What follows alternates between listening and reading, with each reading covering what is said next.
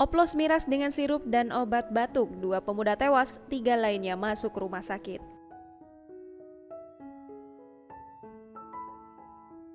Dua pemuda di Purbaratu, Kota Tasikmalaya tewas diduga setelah pesta minuman keras oplosan. Sementara 3 orang lainnya harus menjalani perawatan di rumah sakit. Dari hasil penyelidikan di lapangan, termasuk pengakuan sejumlah pemuda yang ikut menegak miras, ada 3 komponen yang dijadikan miras oplosan. Pesta miras oplosan ini digelar 5 pemuda di sebuah rumah tak jauh dari rumah mereka di Kampung Sukasirna, Kelurahan Sukanagara, Kecamatan Purbaratu, Jumat 19 Februari 2021 sore. Kelimanya mulai merasakan keracunan miras keesokan harinya hingga akhirnya dilarikan ke rumah sakit. ED tak bisa bertahan dan meninggal dunia pada Minggu 21 Februari 2021 sore. Keesokan harinya pemuda lainnya PU 25 tahun juga tak mampu bertahan dan menghembuskan nafas terakhirnya pada Senin 22 Februari 2021 malam.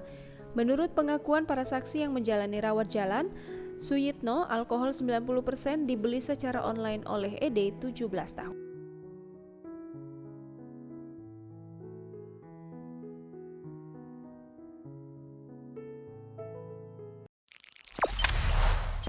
Jangan lupa subscribe, share, komen, dan like ya.